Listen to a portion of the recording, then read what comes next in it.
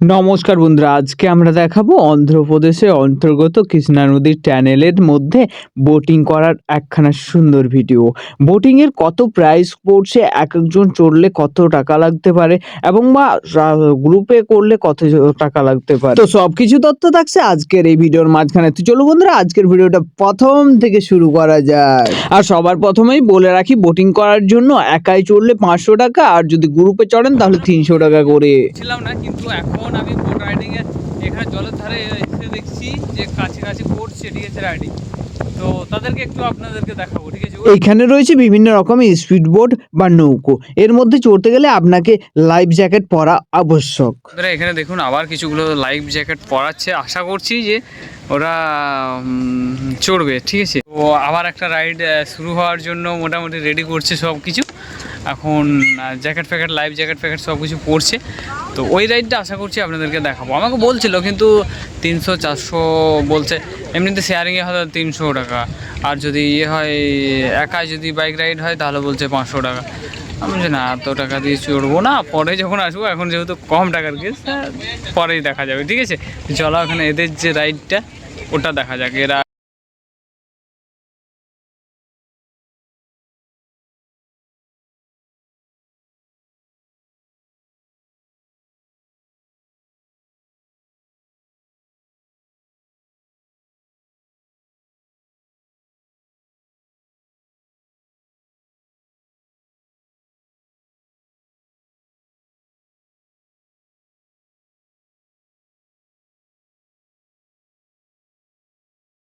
Wow, boat যখন speed নেয় তখন পানির ছিটা আর বাতাসের ঝাপট, এক কথায় অসাধারণ অনুভূতি। নদীর মাঝখানে চারপাশে শুধু পানি আর আকাশ, মনে হবে যেন প্রকৃতির সাথে একদম মিশে গেছে। বন্ধুরা, আপনারা যদি অ্যাডভেঞ্চার প্রেমী বা রাইড ভালোবাসেন তাহলে অবশ্যই আপনারা এই সকল রাইডগুলো একবার অন্তত পক্ষে করে দেখবেন। এরা 4 জনে কিন্তু ছেলে চেপেছে, ঠিক আছে।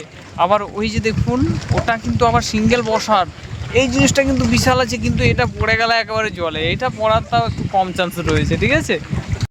ও বাবা, এটা হচ্ছে পায়ে পেটেল, এটা বেশি জোরে চলবে না, যা মনে হচ্ছে এটা বেশি জোরে চলবে না। ওইখানে একটা মহিলাকে নিয়েছে বাইক রাইডে, এইটা তো মজা আসবে। দেখুন দেখুন যাচ্ছে, দেখুন, এই সবে মাত্র শুরু, ঠিক আছে। এনারা 4 জন চেপেছে শুধুমাত্র পায়ে করে, ওরা যাচ্ছে দেখুন।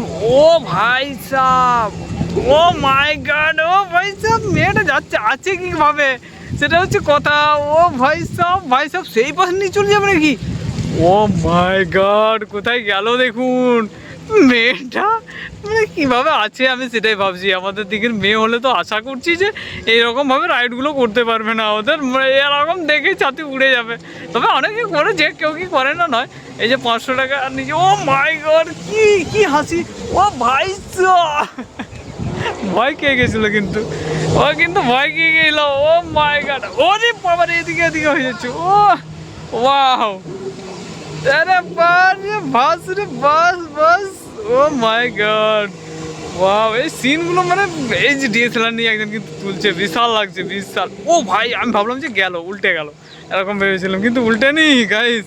এদের এগুলো মানে হ্যাবিট আছে আর কি, ঠিক আছে, কিভাবে কাটাতে হবে না হবে। ও ভাই, ও ভাই, উফ, ভিজে গেল। 500 টাকা শেষ, এইটুকু টাইমের মধ্যে 500 টাকা শেষ। ও ভাই সাব,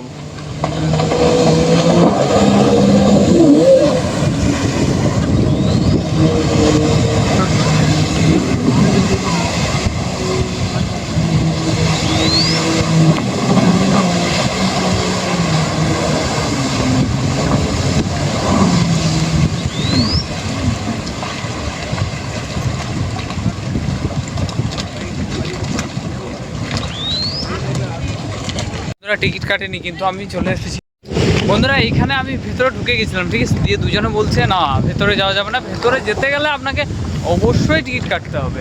আর তাই এই যে সামনে এসেছি দেখানোর জন্য, ঠিক আছে। এই জায়গাটা তো আনছে যখন তখন।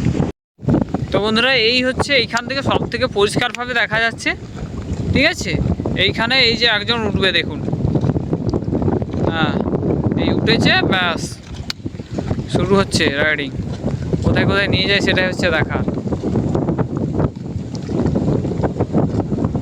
স্টার্ট হয়ে গেল, এই যে শুরু, চালু শুরু আরম্ভ।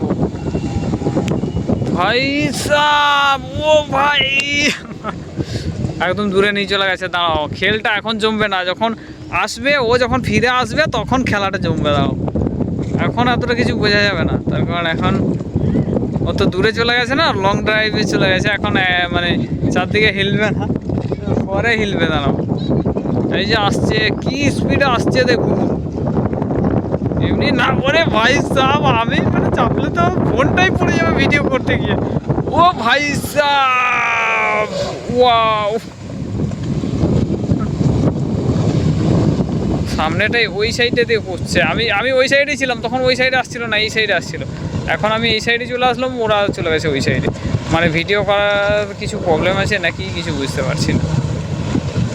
ও ভাই এদিকে চলে এসেছে। ওরে বাবারে, আমি ভাবলাম যে গেল, উল্টে গেল। দেখুন দেখুন কতটা রিস্ক নিয়ে চালাচ্ছে, কিন্তু এই বোট কিন্তু কিচ্ছু হবে না। এই যে সামনে এইখানে এই পাশটাতে দাঁড়াবে, দাঁড়ান, দেখুন হয়ে গেল 500 টাকা শেষ। এই জন্য তো আমি করতে চাইছি না, না একবার নিয়ে এসে একবার ঘুরিয়ে দেবে, ব্যাস 500 টাকা শেষ। তো যাই হোক বন্ধুরা, এখন আমরা এখান থেকে বেরিয়ে যাব, তার কারণ এখন খিদা পাচ্ছে, খেতেও হবে কিছু। দেখা যাক এখানে কীরকম দাম, দামের উপরেও নির্ভর করছে কিন্তু, ঠিক আছে। আমি একেবারে যে টাকা পয়সা নিয়ে এসেছি এরকম কিন্তু একদম নয়, অল্প খরচে কিন্তু আমি এই ইয়েটা করছি, ঠিক আছে। মানে যেগুলো না দিলেই নয় সেগুলো দিচ্ছি, যেমন ধরুন 120 টাকা ঢোকার জন্য লেগেছে। আর হ্যাঁ, আরেকটা ব্যাপার, 120 টাকা যে দিয়ে ঢুকলাম, আপনারাই বলুন যে আমার এটা লস হয়েছে নাকি ঠিকঠাক আছে বাজেট।